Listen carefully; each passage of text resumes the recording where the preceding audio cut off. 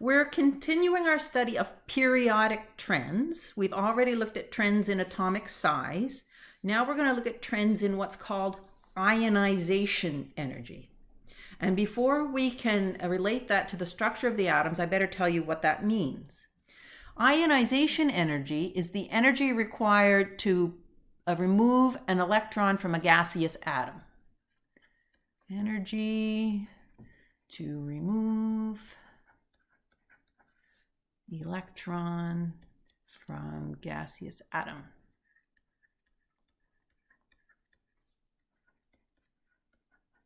So let me show you that with an equation, a chemical equation. Suppose I take an atom A, and this is defined for atoms in the gas state, but the trends would be the same even if it wasn't. I'm going to pull an electron away. Watch your charges. If I pull a negative away, that leaves me with a positive ion and an electron. Now that's going to take some energy to do. Within the neutral atom, the electron was attracted to the positive core. So I'm going to have to put energy in to pull that electron away. And what I call the amount of energy required to do that is the ionization energy, IE. Now, if I have only one electron, that's the end of the game. But if I have a polyelectronic atom with many electrons, there are still electrons in the positive ion. So I could pull a second electron out of there. And watch your charges. The energy to pull the second electron out, I would call IE2. Maybe I better go back and call this IE1. The energy to remove the first electron is IE1. The energy to remove the second electron is IE2, and so on and so on. I could keep going until I ran out of electrons. Let's see if we can find a trend in these. The energy to pull out the second electron must be greater than the energy to pull out the first electron, because I told you all of chemistry is opposite charges attract. Coulomb's law says the bigger the charge, the greater the attraction to the electron. So in the first case, I'm pulling a negative electron away from a residue that has a 1+ charge. But for the second ionization, I'm pulling the negatively charged electron away from a 2+. Greater charge, greater attraction. So that's going to take more energy to do it. So a little summary of what I just said. The first ionization energy is less than the second, which is less than the third, and so on till I run out of electrons. Because, we always need the because. Greater attraction when the positive charge increases. Greater attraction when positive charge on ion increases.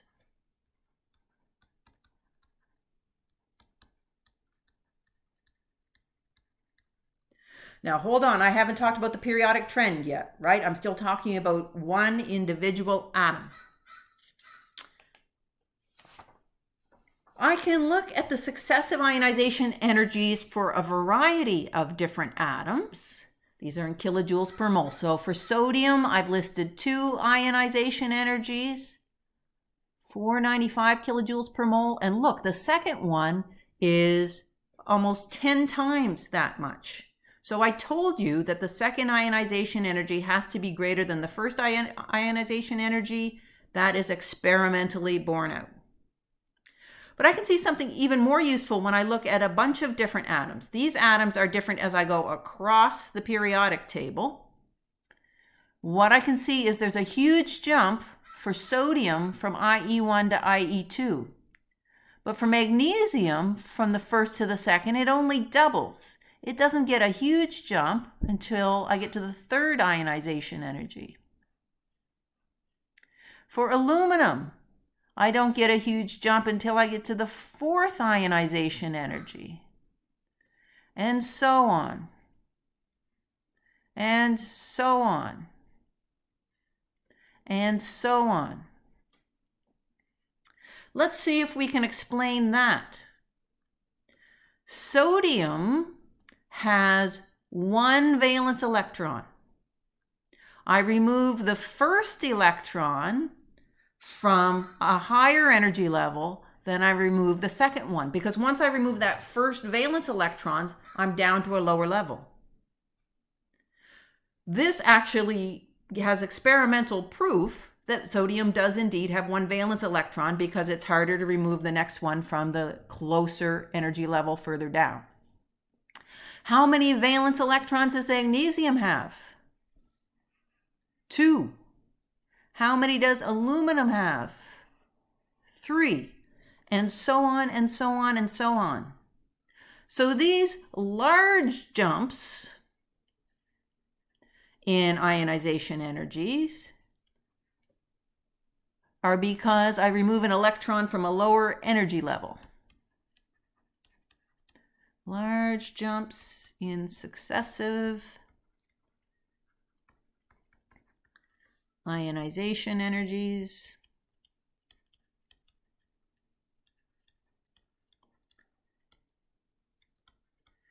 That shows that the electrons are removed from a lower energy level, closer to the nucleus. And because it's closer, greater attraction to the nucleus, more energy required to remove it. Okay, so that's successive ionization energies. Now I'm ready to look at periodic trends in ionization energies. So here's a figure from your diagram. A scientist likes to work from experimental data. And you'll see that although there are some irregularities, the general trend seems to be that ionization energy increases from left to right. And looking down a group, the biggest ionization energies are at the top of the group.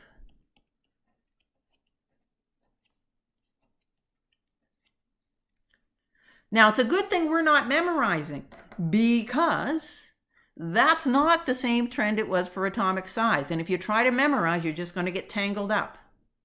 But remember, we have the power to explain this. Let's look across the periodic table. And if you need to pause and go back to the slide that showed the pictures of the oxygen and fluorine sketches, you do that. What we saw then is that as we go across the periodic table, the valence electrons are in the same energy level, roughly the same distance from the nucleus. So that's not the important thing.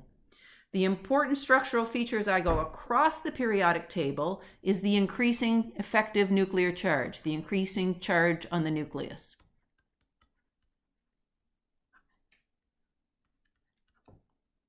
So what does that do? Well, the greater the positive charge in the core, the greater the attraction for the valence electrons.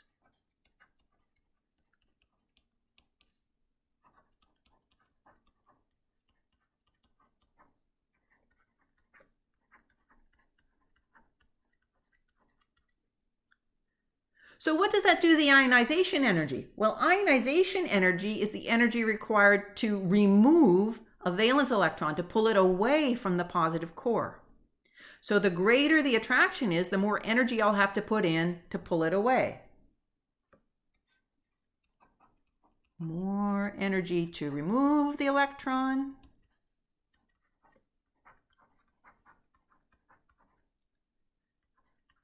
So that gives me a higher ionization energy. Yeah, that's what the data tells us. Okay, if you're feeling really confident, you can pause, you can decide what happens, what the explanation is down the group. Go ahead, pause the video. Down the group, we saw that the effective nuclear charge didn't change. The difference in the properties were related to the fact that the valence electrons are in higher and higher energy levels. The valence electrons were in higher N, and that made them further from the nucleus.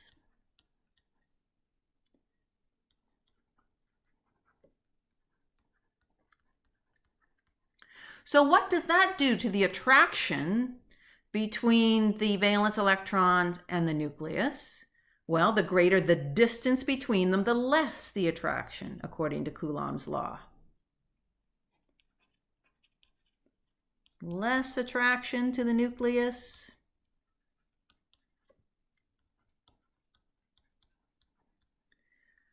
Therefore, less energy to remove.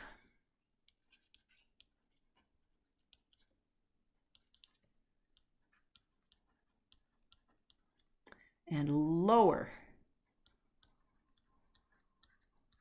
ionization energy. Now, this has real practical consequences for reactivity. We're looking at removing electrons to leave positive ions. Which atoms is it easiest to remove an electron from? The one with the lowest ionization energies are the metals on the left-hand side of the periodic table. They've got the lowest ionization energy. It's easiest to remove an electron. Those make positive ions. And which alkali metal is it easiest to remove an electron from? Francium.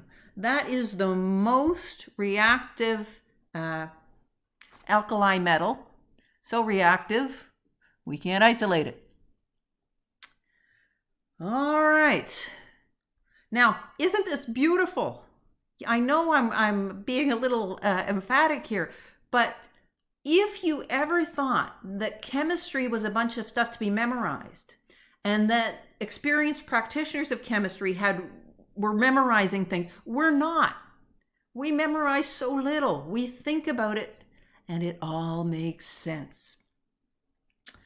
One more periodic trend that we're going to look at anyway, and that's the electron affinity. This is kind of a good one to consider along with ionization energy. Ionization energy was the energy to remove an electron to make a positive ion. Electron affinity is the energy released when we add an electron to make a negative ion. Electron affinity is the energy released when an electron is added to a gaseous atom.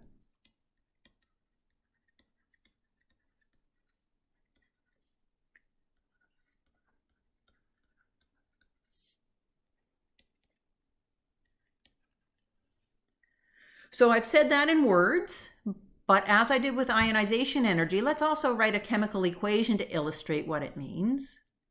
I have a gaseous atom A, and I want to add an electron to it. So that will leave me with an anion. And the amount of energy associated with that process is called the electron affinity. Now, to add the first electron, that's the first electron affinity. I could go on more and more and more, but let's keep this story simple right now. One key word in this definition is that I get energy released when I add an electron. When we were removing electron, we had to put energy in to overcome the attraction between the electron and the core. When we go the other way, when we add an electron, energy comes out. And what that means is that ionization energies are positive values and electron affinities are usually negative values. When we talked about energies in an earlier chapter, we said the sign just tells you whether the energy comes in or out. Because energy comes out when you add an electron, usually electron affinities are negative. Just means the energy comes out. We don't care about the sign though. What we care about is how much energy. So we're going to focus on the magnitude of that energy. A greater magnitude of electron affinity reflects a stronger attraction for added electrons.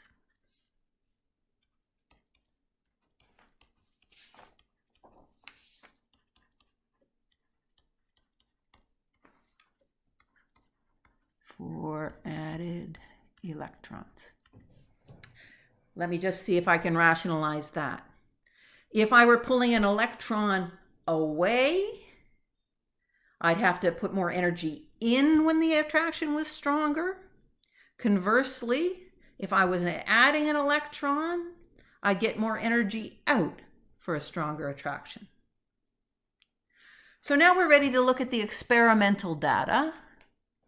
Here it is from your textbook, and you can see that although there are some exceptions, most electron affinities have negative values. There's not a perfectly smooth trend, but what I can see as I go across the periodic table, the numbers get more negative. In other words, there's an increasing magnitude for the electron affinity. More energy is released when I add an electron.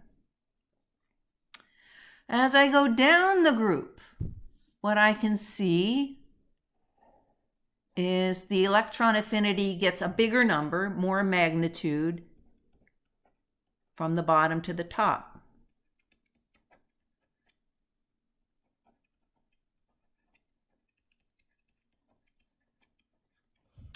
Now, we don't want to memorize that, of course. Let's see if we can justify why. You're going to be way ahead of me because we've used the same argument for every periodic trend. I want you to figure out a rationalization for the increasing magnitude of electron affinity across the periodic table. Pause the video. What we saw as we go across the periodic table is that the important structural feature is the increasing effective nuclear charge. Increasing positive charge on the core. So that should have greater attractions for electrons that I add to the valence level.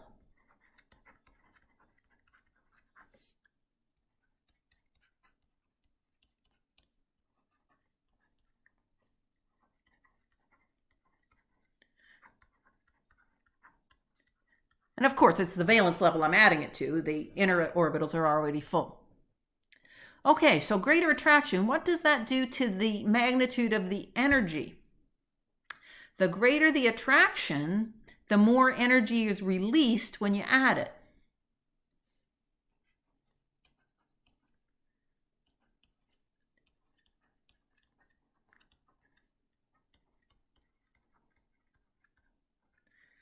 Remember, if it was greater attraction, we'd have to put more energy in to get the electron away. We're going to get more energy out when we let it join the atom. More energy released, that's a greater magnitude for electron affinity. Greater number.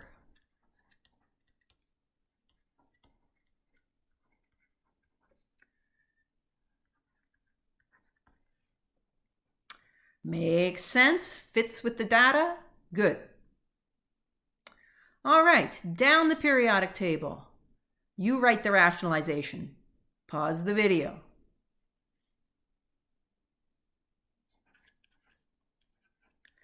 Every time we looked at periodic trends, we saw the important features. We went down the group was that the valence electrons were in a higher energy level, further from the nucleus.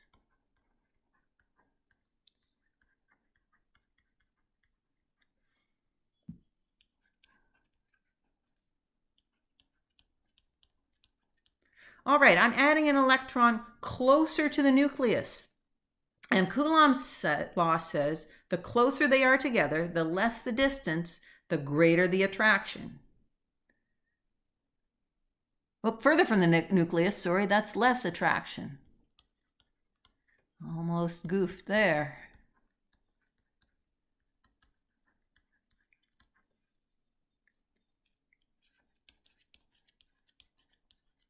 Less attraction, less energy released when I add it.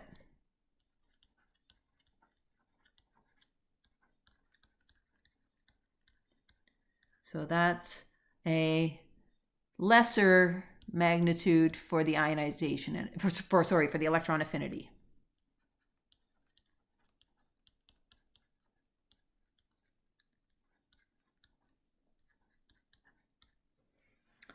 With this understanding, we can think about which atoms like to make negative ions. We already saw that the atoms on the left-hand side of the periodic table like to make positive ions because they have low ionization energies. It's easy to remove an electron.